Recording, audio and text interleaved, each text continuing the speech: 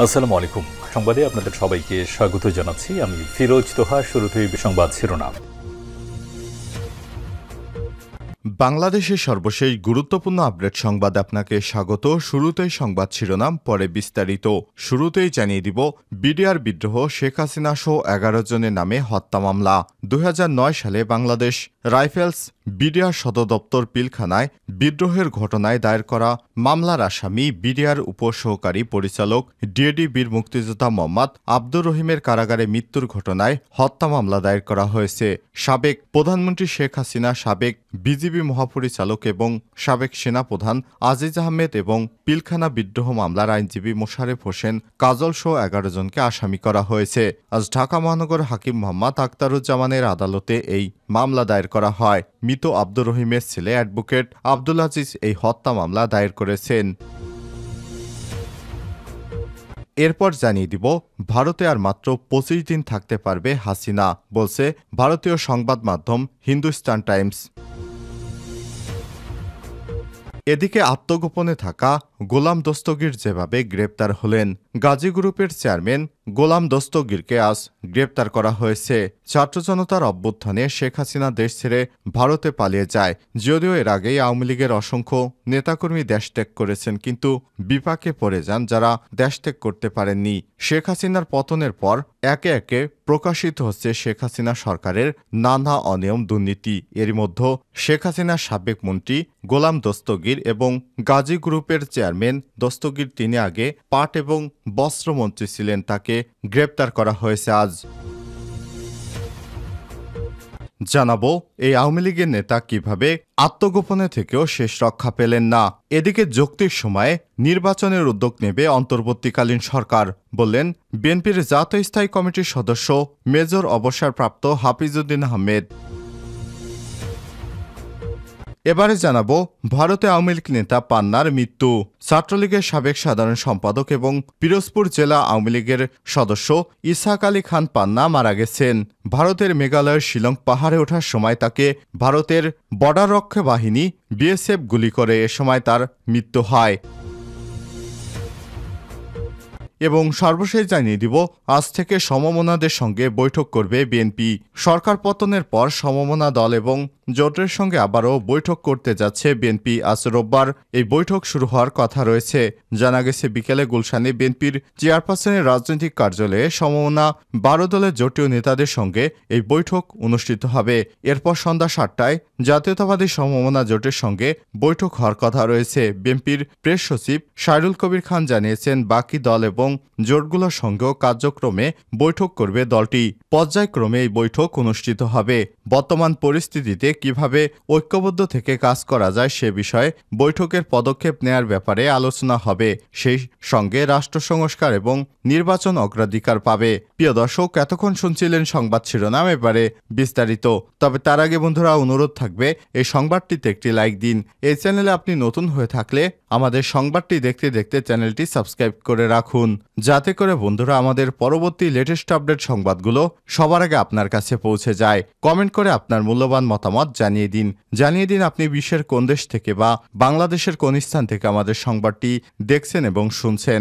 এবারে বিস্তারিত। বিডিআর বিদ্রোহ, শেখ হাসিনা সহ 11 জনের নামে হত্যা মামলা। 2009 সালে বাংলাদেশ রাইফেলস বিডিআর সদর দপ্তর পিলখানায় বিদ্রোহের ঘটনায় দায়ের করা হত্যা মামলার আসামি বিডিআরের উপসহকারী পরিচালক ডিএডি বীর মুক্তিযোদ্ধা মোহাম্মদ আব্দুর রহিমের কারাগারে মৃত্যুর ঘটনায় হত্যা মামলা দায়ের করা হয়েছে শেখ হাসিনার বিরুদ্ধে।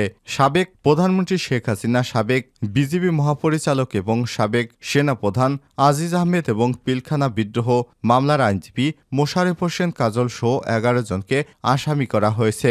রোববার 25 আগস্ট ঢাকা মহানগর হাকিম মোহাম্মদ মুখতারুজ্জামানের আদালতে এই মামলা দায়ের করা হয়। মৃত আব্দুর রহিমের ছেলে অ্যাডভোকেট আব্দুল আজিজ এই মামলা দায়ের করেছেন বলে জানা গেছে।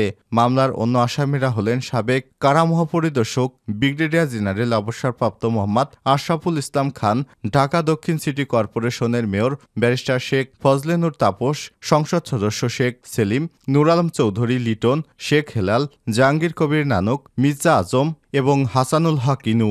এছাড়াও 2010 সালে জুলাই দায়িত্বরত কেন্দ্রীয় কারাগারে জেল সুপার এবং কারাগারে চিকিৎসকদেরও আসামি করা হয়েছে। অজ্ঞাতনামা আরও 200 জনকে আসামি করা হয়। উল্লেখ্য 2009 সালের 25 এবং 26শে ফেব্রুয়ারি তৎকালীন বিডিআর সদর দপ্তর পিলখানায় সুপরিকল্পিতভাবে বিদেশি এজেন্ডা নিয়োগ করে 57 জন সেনা অফিসার সহ 74 জনকে হত্যা করে। পরে বিডিআর বিদ্রোহের অভিযোগে চকবাজার থানায় হত্যা মামলা দায়ের করা হয়। ভারতে আর মাত্র 25 দিন থাকতে পারবে হাসিনা, বলছে ভারতীয় সংবাদ মাধ্যম হিন্দুস্তান টাইম। বৈধ উপায়ে আর মাত্র 25 দিন ভারতে থাকার সময় পাবে হাসিনা। আজ এক প্রতিবেদনে সব তথ্য জানিয়েছে ভারতীয় সংবাদ মাধ্যম হিন্দুস্তান টাইমস। ছাত্র জনতার বিক্ষোভের মুখে গত 5ই আগস্ট দেশ ছেড়ে ভারতে পালিয়ে যায় শেখ হাসিনা। ওই দিন ভারতে আশ্রয় নেয়। ইতিমধ্যে তিনি ভারতে 3 সপ্তাহের বেশি সময় কাটিয়ে ফেলেছেন। গত সপ্তাহে শেখ হাসিনা সহ তার সরকারের সবার কূটনৈতিক লাল পাসপোর্ট বাতিল করেছে বাংলাদেশ সরকার। এই পরিস্থিতিতে ভারতে অবস্থানরত সময় ফুরিয়ে আসছে শেখ হাসিনা খুব শীঘ্রই অবৈধ হয়ে যাবেন ভারতে। বৈধ পথে মাত্র 25 দিন ভারতে থাকতে পারবেন তিনি, এরপরই অবৈধ হয়ে যাবেন, এমনটাই জানিয়েছে ভারতীয় সংবাদ মাধ্যম। আত্মগোপনে থাকা গোলাম দস্তগীর যেভাবে গ্রেপ্তার হলেন। ছাত্র জনতার অভ্যুত্থানে শেখ হাসিনার 1.5 দশকের শাসন ছেড়ে ভারতে পালিয়ে যায়। যদিও এর আগে আওয়ামী লীগের অসংখ্য নেতাকর্মী দেশত্যাগ করেছে, কিন্তু বিপাকে পড়ে গেছে, দেশত্যাগ করতে পারেনি অনেকেই। শেখ হাসিনার পদত্যাগের পর থেকে একে একে অপ্রত্যাশিতভাবে আওয়ামী লীগের নেতাকর্মীদের দুর্নীতি এবং নানান অপকর্মের খবর বের হয়ে আসছে। গ্রেপ্তার করা হচ্ছে দলের শীর্ষস্থানীয় নেতাকর্মীদের। ফলে যারা দেশ ত্যাগ করেননি বা করতে পারেননি তারা চলে যায় আত্মগোপনে। এরই মধ্যে শনিবার গ্রেপ্তার হন পাট এবং বস্ত্র মন্ত্রণালয়ের সাবেক মন্ত্রী এবং গাজী গ্রুপের চেয়ারম্যান গোলাম দস্তগীর গাজী। শনিবার রাতে রাজধানীর শান্তিনগরে একটি বাসা থেকে ডিবি পুলিশ তাকে গ্রেপ্তার করে। পুলিশ জানিয়েছে, নারায়ণগঞ্জের রূপগঞ্জ থানায় দায়ের করা মামলায় তাকে গ্রেপ্তার করা হয়েছে। রোববার সকালে পল্টন থানার ওসি মোহাম্মদ খলিল হোসেন গণমাধ্যমকে বলেছেন, শান্তিনগরের একটি বাসা থেকে সাবেক পাটমন্ত্রীকে গ্রেপ্তার করা হয়েছে। তিনি গ্রেপ্তারের রাতে তার সমন্দির অর্থাৎ স্ত্রীর বড় ভাইয়ের বাসায় আত্মগোপনে ছিলেন।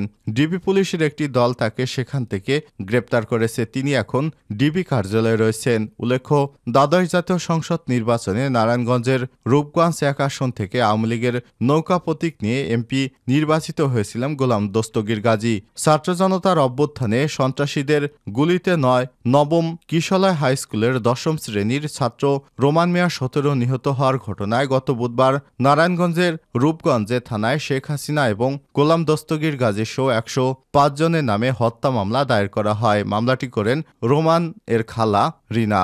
মামলার বাদী জানান, গত 5ই আগস্ট শেখ হাসিনা পতনের খবরে ছাত্র জনতার আনন্দ মিছিল চলাকালে আওয়ামী লীগ এবং অঙ্গ সংগঠনের নেতাকর্মীরা পিস্তল, আগ্নেয়াস্ত্র, দেশীয় অস্ত্র নিয়ে রূপগঞ্জের চনপাড়া এলাকা জনকল্যাণ স্কুলের সামনে ছাত্র জনতার উপর হামলা চালায়। এ সময় সন্ত্রাসীরা ছাত্র জনতাকে লক্ষ্য করে গুলি এবং ককটেল বিস্ফোরণ ঘটায়। এ সময় সন্ত্রাসীদের গুলিতে নিহত হয় রোমান মিয়া। পরে স্থানীয়রা তাকে উদ্ধার করে পূর্বগ্রাম হাসপাতালে নিয়ে গেলে চিকিৎসক তাকে মৃত ঘোষণা করেন।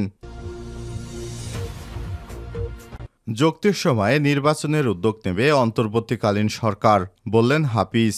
বিএনপির জাতীয় স্থায়ী কমিটির সদস্য মেজর অবসরপ্রাপ্ত হাফিজউদ্দিন আহমেদ বলেছেন, একটি ব্যতিক্রমী বিপ্লবের মধ্যে শেখ হাসিনা দেশ ছেড়ে পালিয়েছে। ছাত্র জনতার রাজনৈতিক দলগুলো মিলিয়ে ডক্টর ইউনূসের নেতৃত্বে একটি অন্তর্বর্তী সরকার প্রতিষ্ঠা করা হয়েছে। আমরা এ সরকারকে সহযোগিতা করব। এ সময় তিনি বলেন, আমরা চাই দীর্ঘদিনের জঞ্জাল আওয়ামী লীগের সরকার যে সমাজ রেখে গেছে, অর্থনীতি মারাত্মকভাবে ক্ষতি হয়েছে, আয়নাঘরের মতো মানবাধিকার লঙ্ঘনকারী প্রতিষ্ঠানের মাধ্যমে দেশের মানুষকে গুমখুন করেছে, তাদের বিরুদ্ধে দ্রুত ব্যবস্থা নেওয়ার জন্য আমরা সরকারকে সময় দিতে চাই।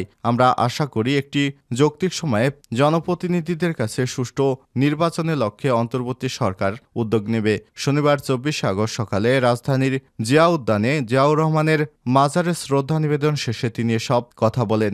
বিএনপির ভাইস চেয়ারম্যান পদে সদ্য মনোনীত নুরুল ইসলাম মনিকে নিয়ে জিয়াউর রহমানের মাজারে শ্রদ্ধা নিবেদন করে দলীয় স্থায়ী কমিটির এই নেতা। এ সময় হাফিজ বলেন, আজ জিয়াউর রহমানের মাজারে এসেছেন বিএনপির ভাইস চেয়ারম্যান নুরুল ইসলাম মনি। এই নেতা আগামী দিনে বরগুনায় আরও উন্নয়নের পথে এগিয়ে নিয়ে যাবেন। এ সময় তিনি বলেন, অনেক ত্যাগের বিনিময়ে আমরা অন্তর্বর্তীকালীন সরকার পেয়েছি। বিএনপির ১৬ বছর আগে এই আন্দোলন শুরু করেছিল। আমাদের শত শত নেতাকর্মী খুন হয়েছে, হাজার হাজার নেতাকর্মী জীবন দিয়েছে। আওয়ামী লীগের সরকার বিএনপি এবং অঙ্গ সংগঠনের উপর যে ধরনের অত্যাচার করেছে সেটি নিষ্ঠুর, নিষ্পেষিত। তাদের হাত থেকে আমরা রক্ষা পেয়েছি। সুতরাং ছাত্রছাত্রীরা এই সরকার গঠন করতে সহায়তা করেছে। তারা একটি সময় আমাদেরকে দিবে যে আগামীতে অমুক সময়ে দেশে সুষ্ঠু নির্বাচনের মাধ্যমে নতুন সরকার গঠিত হবে।